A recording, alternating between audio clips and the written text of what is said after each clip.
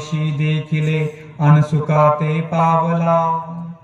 दत्तात्रय प्रभू ते विनविले जिजे मी आपुली सेवा करीन. तो म्हणतो जिजी शोधत आला आणि आल्यानंतर त्या ठिकाणी पाहिलं निर्वेर भूते देखली. निर्वेर भूते म्हणजे त्या ठिकाणी जो मेरुवाचा तळाव होता त्या तळावर तिथे वाघ होता, तिथे मांजर होतं, तिथे कुत्रा होता, तिथे कोल्हा होता. तिथे प्रत्येकाचा शत्रू तिथे पाणी पिण्यासाठी आलेला होता. जेवढे काही पशु प्राणी होते सगळे त्या नदीवर त्या विहिरीवर पाणी पिण्यासाठी आलेले होते, तलावावर. विचार करा असं कुठं चित्र आहे का? आपण आता पाहतो का एकाच तलावामध्ये वाघ आला, शेळी आली, कुत्रे आले, मांजर आले? पाहिलं कधी? का नाही पाहिलं? शत्रू ते एकमेकाचे. ते तर प्राणी आहे, आपण माणसं सुद्धा एकमेकाचे शत्रू आहोत. आपल्यामध्ये भानगडे असतील तर आपण एकमेकाचे विहिरीवर पाणी भरत नाही. शत्रुत्व जे शत्रू होते तेही त्या ठिकाणी एकत्रित आले. कुठे? दत्तात्रय प्रभूंच्या ठिकाणी एकत्रित आलेले होते. राजाने पहिलेही आश्चर्य बघितलं आणि त्याला वाटलं इथे काहीतरी अघटित आहे, अपूर्व आहे.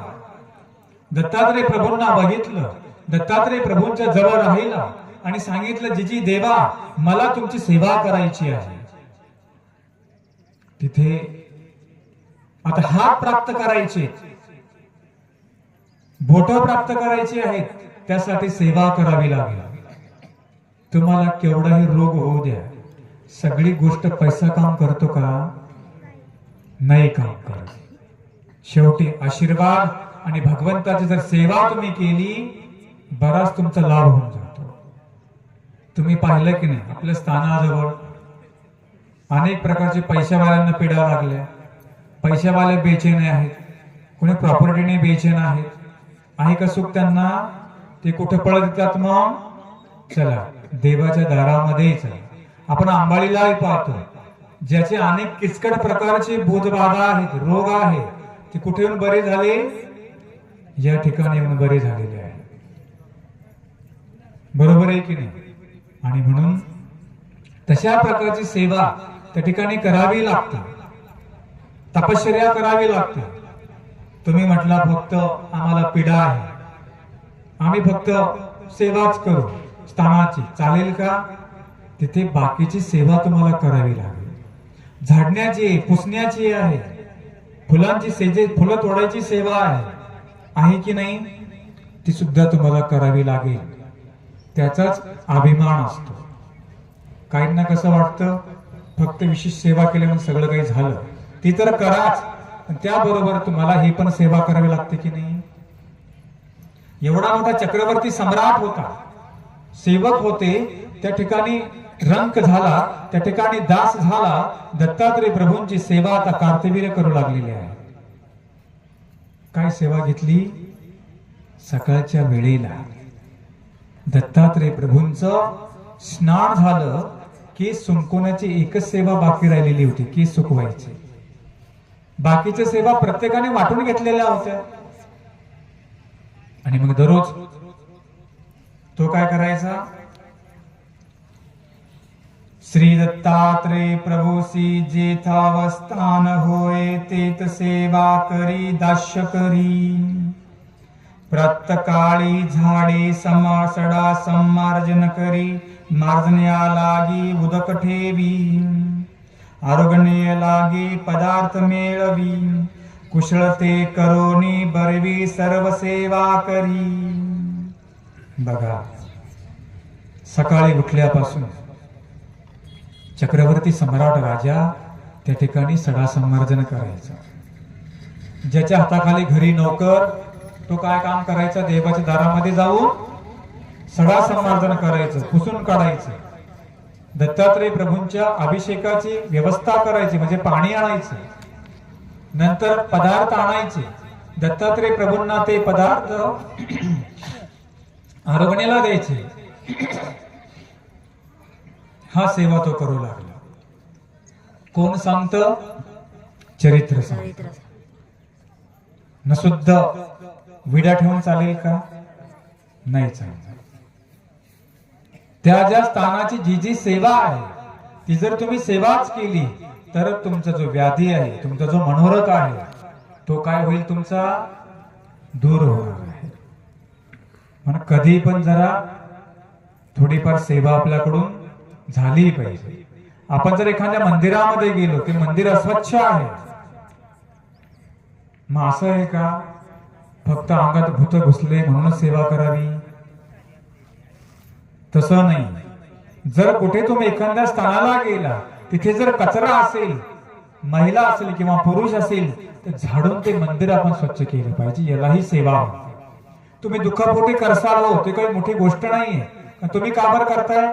तुम्हाला बाधा आहे, तो लवकर गेला पाहिजे म्हणून तुम्ही सेवा करताय. कोणती मोठी गोष्ट नाहीये. परंतु आपल्याला काहीच नाहीये. ज्या ठिकाणी आपण गेलो, कचरा दिसतो, एखादी स्त्री किंवा पुरुष त्या मंदिराची जर सेवा झाडून काढेल, निश्चित तिला स्थान वंदना ही पेक्षा तिला सेवेचं गुप्त लागेल. स्थानापाशी गेले, उदाहरणार्थ एखादा मंदिर अस्वच्छ आहे, मग नियम काय असतो?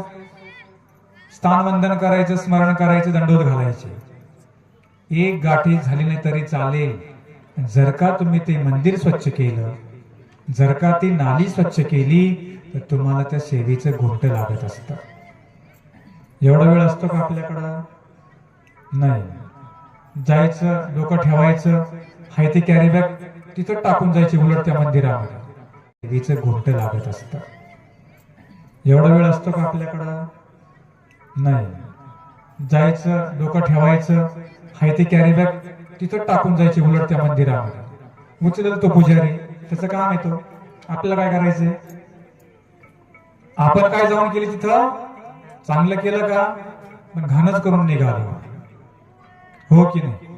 आणि म्हणून अशा प्रकारे सेवा फार महत्वाची असते. त्या कार्तवीर्याने त्या ठिकाणी काय केली? सेवा घेतलेली आहे. आणि सेवा करता करता तो त्या ठिकाणी झाडून काढायचा, पुसून काढायचा. आता घरी काम करायला लाज वाटते का? नाही वाटत ना? मग परमार्गाची, गुरुची, देवाधर्माची सेवा करण्यासाठी काय लाज आहे? काय काय काय सांगतात?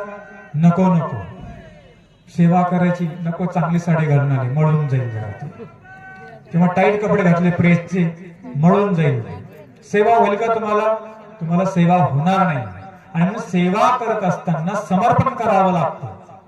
जो सेवा करतो, सेवा करत असताना विचार आपल्याकडे काय आहे का?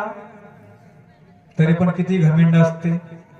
मी मार्गात भांडे घासू, मी आमकी पाटली, मी हे ते करू. लक्षात ठेवा, तुमच्या पंक्तीच्या बिलाबरोबर जो सेवा करतो की नाही, तेव्हाच त्याला त्या क्रियेचं गोमट लागत असतं. तुम्ही म्हणायचं का? नाही नाही, आम्ही बाबांना दिलं बिल, दिलं आम्ही, उपाराला पैसे, झालं का सगळं? नाही. उपारे करण्याबरोबर त्या ठिकाणी जर जाऊन तुम्ही तिथलं एखादं भांड घासलं किंवा मंदिर साफ केलं, उपाराही पेक्षा तुम्हाला त्या क्रियेचे गोमट लागतं. उपाराने लागणारच आहे, व्हायला जाणार नाही. तुमचा अधिकार पुढे घडणार आहे, पण डोक्यातलं आपण हे काढून टाकायचंय. बाबा काय, बाकी लोकांना काय असतं फक्त की आम्ही एवढं दिलं, आमचं काम संपलं. नाही. कार्तवीर्याने सेवा केली. घरी सुद्धा सेवा करता की नाही? करताना विशिष्टची सेवा करत जा. असं नाही फक्त स्थानाकडे गेले म्हणजे सेवा करायची. काय काहींची गंमत मला भारी भारी दिसते. घरी कधी सेवा नाही करणार. कुठं गेले म्हटलं, गेले सेवेला आंबाळीला, चांगली गोष्ट आहे. आणि घरचा विशेष, त्याला फिरकून बघायचं नाही. घरी सुद्धा नित्यनेमाने सेवा झाली पाहिजे. तुम्ही सुद्धा ठिकाणचा गुण घेऊन घरी गेलं पाहिजे. ते कशा प्रकारे व्यवस्थापन करतात, कशा प्रकारे ते सेवक त्या ठिकाणची सेवा करतात, हा गुण घेतला पाहिजे की नाही आपण? कसा टापटीपणा ठिकाणी आहे. देव कसा फुकट अभिमान घेतो का? नाही. त्या ठिकाणी सेवा, स्मरण, उपार्जना करावी लागते. तेव्हा त्या गोष्टी विजृंभित होत असतात. तुमच्याही घरी माहूरचा विशेष नाही का? आहे की नाही? मग का अभिमान नाही आपल्याला? त्याला सेवाच करायची नाही. टेकू वाटलं टेकवलं, नाही तर पळाले तसेच. आपल्याकडे आहे ना, आपल्याकडे डोमेग्रामचा विशेष आहे ना, करतो का सेवा त्याची? नाही. फक्त इथं लगेच गडबड करायची. आम्ही इथं 3ला उठतो, घरी पण उठा, इथला गुण तिथे घेऊन जा. लक्षामध्ये तुम्ही या 7 दिवसामध्ये अंबाळीच्या बाबाची सेवा केली, तिथलं व्यवस्थापन तुम्ही पाहता. कशा प्रकारे ते सेवक वर्ग, ते पुजारी वर्ग किंवा साधू संत कशा प्रकारे ते क्रिया म्हणजे सेवा करतात, व्यवस्थापन करतात. हा गुण आपण घरी घेऊन गेलो पाहिजे. स्मरणाने, सेवेने, दास्याने अभिमान येत असतो. लक्षामध्ये ठेवा. अंबाळीच्या बाबाने अभिमान कधी घेतलेला आहे? सेवा आहे तशा प्रकारची. कुठले स्थानापती असेल, अभिमान कधी घेते? सेवा त्या ठिकाणची आहे. जेवढं स्मरण सेवा होईल तेवढा आपल्या विशेषाला एक प्रकारची भुजरंभता म्हणजे दैवी दिसते आपल्या विशेषावर. सेवा नसेल तर विशेषाला सुद्धा उदासीनता येत असते. लक्षामध्ये ठेवा. लक्षामध्ये. म्हणून इथून तुम्ही जरी घरी गेले, घरी सुद्धा 4ला उठा, विशेष हातामध्ये घ्या आणि सेवा करा. त्याचं फळ तुम्हाला भेटणारच आहे. घरी दंड प्रणाम नाही, घरी दंडवत नाही, बरोबर विधी नाही, उठलं की पळाले आपल्या कुठेतरी. घरचा पूजा तिथे पण लक्ष घाला. आपलं कसं असतं, घरचा उपाशी ठेवायचा, दुसरीकडे पळत जायचं. जा, परंतु तिथे तेही करा. दोन्ही तुम्हाला मुद्दे सांगतो.